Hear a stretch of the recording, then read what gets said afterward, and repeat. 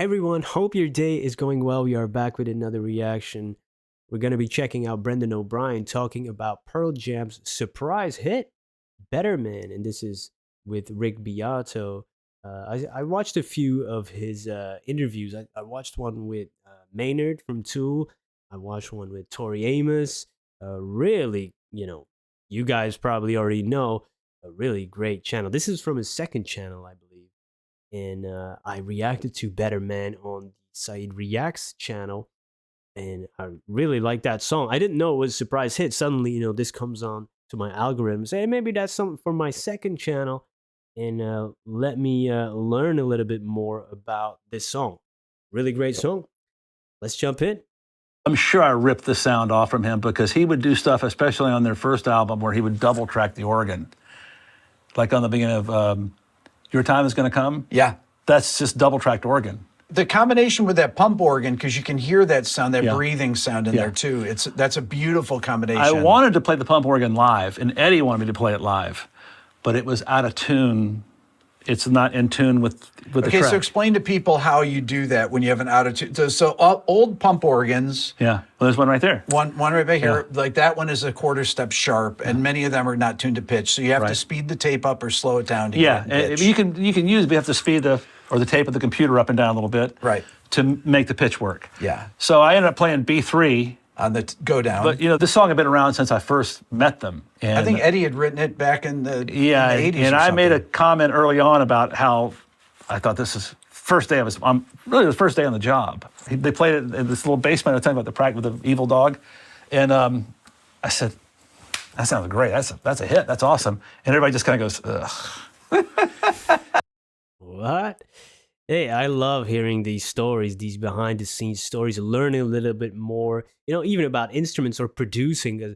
I wasn't really familiar with Brendan O'Brien, but then I just did a quick Google and I saw he worked with many, many, many, many, many great bands. And he produced many songs and stuff. So yeah, this is the stuff that I really enjoy, diving in it a little bit deeper as well and learning more about the history of songs, of artists. And that's awesome, man. Let's go. And I just went, I have said the wrong thing. And I realized at that moment, I didn't know before that day that that's what this is about. But from that point forward, I knew what this was about. Sure. But at that moment, I did not. And it was an uphill battle from there. So we tried to record it a couple of times for verses. And we recorded it again for Vitology. We did Vitology. It was actually a fun record to make in this way. We did it all over. They were on tour. We did it in New Orleans. We recorded something, I want to say we went to Chicago maybe, but maybe it was later. Went in Seattle. We did something, worked in Atlanta, Southern Tracks. Okay. They were on the road, so I've kind of followed them around. And Eddie he just was, in his mind, it wasn't working. First of all, you have to respect that. And number two, you just got to endure it. You just have to. And I was not letting go. You were a champion of this song. I was. Nice. It wasn't just that it was, and I understood Eddie's reticence with it. I understood that part of it. I just knew it was just going to be harder to get it done, but it was going to get done because the song was that good. It was going to raise itself up at some point. I just wanted to be when I was around. Is that Eddie playing guitar on it? Yeah. It's a very well executed part. Well, on that. we finally recorded it, and the way we did it was, they played it live. They would play it live at their shows, and it got a great response. It had never been recorded. They played it live at the shows. Wow. When you have a band and their second album, their third album wasn't out yet, but their second album was out, and so we played the Fox Theater here in Atlanta. They played the Fox Theater. We were at the Fox Theater. And they did a live thing for something. It was a big live show. So they asked me to come and at that point I was living here and we were working at Southern Tracks a little bit, but they were on tour. And we had tape machines there and everything. And I forget, the tape truck came down from New York or something, I guess. I don't know. I recorded all the shows. So they did 2 shows and a sound check. So there were 3 takes, 3 versions of Better Man. Okay. Put those 3 versions together because I remember reading years ago that Frank Zappa used to do some of his records where he would take live versions and then take the basic tracks and overdub them for his records. I don't know if they're even as good records or not, but he did some like that. Okay. And I thought that was cool. Interesting. I'd like to take a second to talk to you. That is interesting. And it's really cool to know that they actually played a song before live, had never really recorded it, even though the response of the audience seemed pretty good as far as I gather from this conversation, which is really cool. And then having somebody champion it, sometimes you need that, fresh eyes or outside eyes, even if you think the artist himself doesn't really want to record it. Like he said, you have to respect it, but maybe a little nudge. In this case, it worked out, right? I'd like to take a second to talk to you about this channel. This is actually Rick Beato too. Yeah, this is I've his had it second since channel. the beginning of my main channel, and many of you are not subscribed. As a matter of fact, 87% of the people that watch this channel regularly are not subscribed. So I encourage you to hit the subscribe button on this channel and on my main channel. This will help me get even more of my dream guests and help continue to grow both channels. Thank you. Yeah, I'm looking for that is true. I felt that, man. I felt that. I see those metrics in my own channel. For this channel, it's still pretty small, so I'm not really looking at it.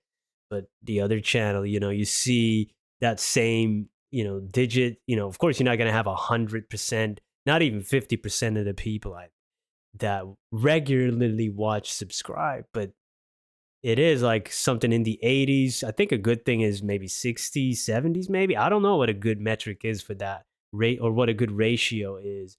But, like at the moment of recording, I see like 65,000 subscribers on my reaction channel, the first one, and people that regularly watch. It's been few months, sometimes 300,000, sometimes 200,000. You see that people are coming back.